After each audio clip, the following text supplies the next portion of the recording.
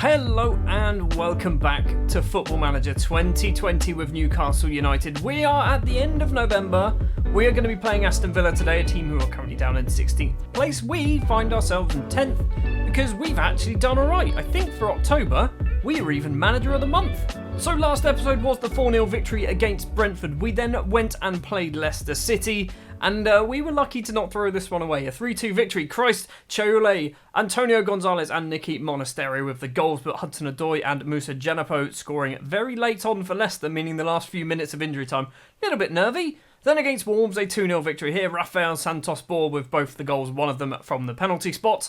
And then form kind of broke, and it's 100% my fault. Against Millwall in the Carabao Cup 4th round, I played all the children. You name them, I played all the children. Wang, Stock, Tosin, he's not a child, Bamba, Mori, Restrepo, that guy, Greg Huddle, Gonzalez, Marlon Vasquez, Mateo Lopez-Bays also played, and we were awful. And then against Bournemouth, we were awful. Rafael Santos Ball missing a penalty or having his penalty saved by Aaron Ramsdale. A 0-0 draw here against Watford.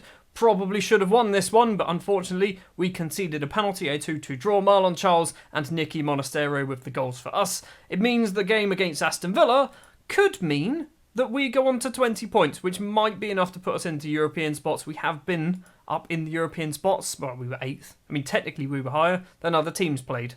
But yeah, a victory could put us on 20 points, halfway to that magic 40 points mark, which is still kind of my target. Shouldn't be my target. We should be aiming for around 50 to 60, I imagine. But 40 points is still my goal. Staying in the league is kind of prime target number 1. Then let's see how high up the table we can get. So we are one of the late kickoffs for the match weekend. So everyone else around us seems to have already played. So yeah, a victory by 2 goals will put us up into 7th place in the table because Arsenal have already played, Wolves have already played. I guess Southampton can technically go ahead of us on the, Monday Night Football. But yeah, if we win 2-0, we can move up into a European spot. The starting lineup we're going to go for then, in goal as always, is Freddie Woodman. A back 3 of Marcus Stock, Johan Mylard and John Souttar. I'm playing Stock today ahead of Jakobsen because Stock wants first team football. He's not terrible at football. If we have a quick look at him, he's actually pretty good. But he doesn't play enough football for me to kind of justify him to be one of the first names on the team sheet. So we're going to give him a chance in this match. A game against a team we should realistically be beating. The 2 wing-backs, Joe Willock keeps his place as the right-sided wing-back. On the left is Carlos Restrepo, because old, what's his name? Nearly said Ray Charles. Marlon Charles has gone and got himself suspended. Into the middle of the pitch then, it is going to be Christ, Chaule and Jamie Shackleton in the middle. Greg Huddle will be playing instead of Jean-Pierre today, with Rafael Santos Ball and Nicolas Monasterio the front 2. This worries me. This worries me that Leicester and West Brom want Nicky Monasterio. First of all, why would he want to drop down to a West Brom level? I assume they're lower than us. And secondly, no, he's not going anywhere. He's only recently signed a new contract.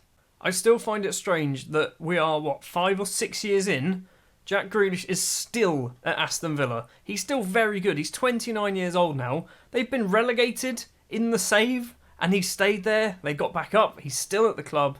He's still good. I mean, I did have a look at him to try and sign him when we were playing inverted wingers, but I don't think he's going to want to leave. Plus, 33 million is quite expensive. Right, let's get the assistant to do the team talk. Now, one thing I don't do often is this. So at the start of the game, being Aston Villa, screw it, we'll go very attacking. We're just going to go at them straight out the gates. Just sprint directly towards their goalkeeper. We'll probably drop back to maybe attacking later on. 5 minutes on the clock. Johan Mylard passes it to Marcus Stock. Mylard gets it back. Now Johnny Souttar playing on the left-hand side. He's usually on the right. Restrepo, ball forward. Nicky Monasterio's in on goal. He's going to get there first. And Nicky Monasterio makes it 1-0. 5.5 minutes on the clock. A Carlos Restrepo assist as well. The newly international Carlos Restrepo, that is. He recently just played his first game for Colombia against Venezuela. He played alright, apparently. Good little assist there, Monasterio. Goalkeeper really should have saved that, shouldn't he? Or got there first. Right, we're going to keep it on attacking, just for now. Maybe get a second goal, then after about half hour we'll drop back a little bit. Well, so far we've had one highlight that resulted in a goal. We have been all over them. 11 shots, 8 on target. It's a throw for Aston Villa. Douglas Luiz crosses in. Martial, of all players, is there. Restrepo and I think that was Mylard managed to get the ball clear between the pair of them. Ball on the right-hand side. Urian Timber runs into the area, crosses in. Martial's at the front post. He's hit the post, and it is cleared by Mylard. Right, maybe we need to change this to just be positive. Let's change it back to positive. It's a throw for Timber. Grealish collects it. Back to Timber, crosses in on the volley. Second attempt as well from Cardona. It's over the bar. It's actually saved from the goalkeeper. It's going to be a corner for Villa. Grealish is going to be the one to take it. Of course he is. Towards the back post, header clear. Was it a header clear? Did it just go straight through? It did just go straight through. Now we have a throw on the left-hand side. 30 minutes on the clock. Monasterio to Restrepo. Crosses in towards the back post. Douglas Luiz clears. Shackleton controls. Chaule goes for goal. His third goal of the season. Christ Chaule for now £8,000, I think we've had to pay because he's got another cap for the Ivory Coast. He's amazing. He is probably going to be one of the best footballers in the world. It's his third goal of the season. We're 2-0 up. Nearly said 3-0 up. We're 2-0 up against Aston Villa. We are up into 7th place if it stays this way. Well, it has stayed this way up until half-time. We are all over Aston Villa. They're having a lot more possession, but we are having 14 shots, 10 on target. Their goalkeeper must be doing pretty well. Because we're in front, I'm going to do a half-time substitution. It's going to be Stock coming off. It's going to be Big Dids coming on. Big Dids, much like Stock, he's all right. He's actually not a terrible footballer. Just doesn't play a lot of football. So let's give him a chance, see how well he does. I will be bringing on Lopez Bays as well at some point, probably for Santos Bor, because Santos Bor isn't playing particularly well. Willock collects it, the only yellow card of the match so far. Just 2 minutes into the second half. Willock gets round his man, keeps going down the right, has to play it back to Santos Bor. He's got loads of options in the middle. Restrepo chests it down. Chaule's there, goes for a goal from just outside the area, hits it over the bar. I'm getting good at saying Chaule's name, aren't I? Throw for Willock to Santos Bor. Back to Joe Willock, the makeshift right back who's actually becoming a pretty good right back. It's cleared though by Aston Villa. Quintero runs forward. He's got the 3 Newcastle defenders. Martial on the right hand side into the area, plays it across the face of the goal. He needed somebody else there, didn't he? Just someone in at the back post. On the hour mark, Santos Bor is coming off. Lopez Bays is coming on.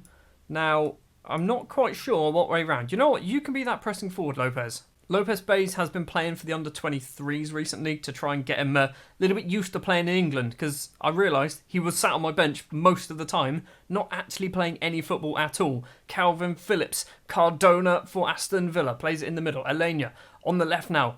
Cucurella, maybe? Sure, could be his name. Inside the penalty area, crosses it in. Suter gets it clear from Freddie Woodman's save. 20 minutes left to play. Big Dids' ball over the halfway line towards Lopez Bays. Shackleton now to Lopez Bays. Shackleton missed touch but still keeps hold of the ball. Willock, Lopez Bays, the Uruguayan, in on goal straight at Pozovec, the Aston Villa goalkeeper. It's a throw for Villa. Calvin Phillips has it in the middle. Cucurella back to Phillips. Phillips is being forced backwards. Can manage to get his ball across though. Suter heads clear. Carlos Elenia with the ball. On the right is Timber. Timber's going to try and cross it in towards the back post. Joe Willock heads clear. And now hopefully we can get there first. We cannot. It's Cucurella and Phillips passing between them. Number 9, Lopez Bays. I think it's Lopez Bays is on him. Shackleton's chasing down the loose ball. Phillips back to ML Jarju. What a name that is. Quintero, wonderful control. Plays it across with his left on the volley is Tabuni. What a great volley that was, but hits it well over the bar. Another throw for Villa. Cucurella to Grealish. Tabuni back to the throw-in taker, Cucurelli. Is he going to get down the line? Doesn't. Plays it to Grealish instead. And then once again, Cucurelli to Calvin Phillips. Tabuni. Elenia with some space.Tabuni into the area. He's going to score as he rolls it onto his foot. Mohamed Tabuni makes it 2-1. Right. This is a worry because I don't want to change my mentality. And we have a highlight straight after the goal. Big Dids. Ball upfield. Lopez Bays controls it. Wonderful control. Joe Willock on the right. He's come inside. Why did he cut inside? And now the counter-attack is on. Tabuni, the goal scorer, runs forward. He's just going to keep going, isn't he? Tabuni keeps going. He's going to shoot. He goes for goal. Hits it wide of the post. We got a little bit lucky there. Right, our final change is going to be Huddle off, Jean-Pierre on. We're also going to be a little bit more cautious, I think. I don't know how much this really does, but we're going to go cautious. We've got a corner. Jean-Pierre steps up to take it towards the back post. It's Big Dids is there. And Big Dids has his first ever goal in English football. His first ever goal for Newcastle United. Puts us 3-1 now with just 7 minutes to play. We've scored from a corner. And it was, of all people, it was Big Dids at the back post. We've got another corner. Jean-Pierre takes it towards the front post. At the back post, it's the other central defender, Johan Mylard. Big Dids is getting an assist now. What a substitute that was. 4-1. Nearly said 3. It's 4-1 now against Aston Villa. We've got 4 minutes plus injury time to play. We are moving up into 7th place unless we can throw this away. I don't know what happened. Going to cautious and all of a sudden we became the best team in the world. Well, that was a pretty exciting final 15 minutes or so, wasn't it? 3 goals. Tabuni with a great goal for Villa, then Big Dids, and then Johan Mylard, both from corners, giving us the 4-1 victory.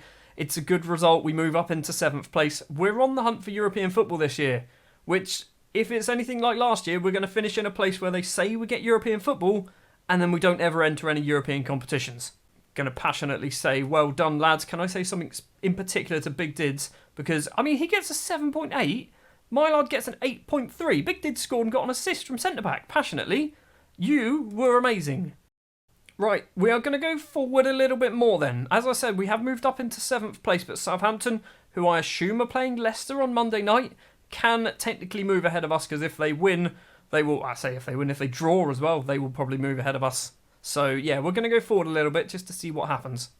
Not going to lie, Chaule, probably one of my favourite players on my Football Manager save at the moment. 21 years old. He's only just turned 21. We spent £8,000 on this man. Look how good he is. 7 starts, 3 goals and an assist as well to his name in the Premier League. 2 Man of the Match awards. He will not be with us for very long, will he? He is almost certainly going to get sold to one of the big boys. So the Monday night football then is over, and my personal team, Southampton, have managed to beat Leicester 2-0. Eric Ramirez and Fridrikas with the goals, meaning they jump up to 5th place ahead of Spurs and Manchester United. We drop down just outside of the European spots into 8th place, but 20 points after 13 games. I'm happy with that. I'm hoping we can push on for Europe. I don't know whether I want Europe. Maybe a Europa League spot might be okay.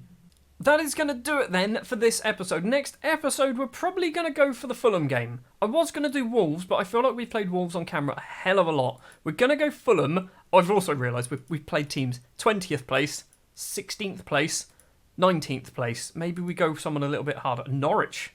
Okay, we're going to go for the Norwich game. They're 4th. I don't know how they're 4th, but we're going to go for the Norwich game. Going to challenge ourselves.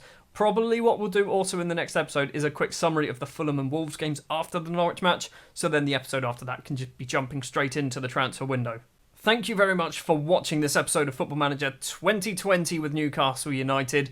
If you did enjoy this episode, do remember to leave a like. If you want to see more, hit the subscribe button. I'll be back next time with the matchup against Norwich, and I'm hoping we can do some good results against Man City and Chelsea. Brighton and Burnley also. I mean, Brighton and Burnley, we should be able to beat those, right?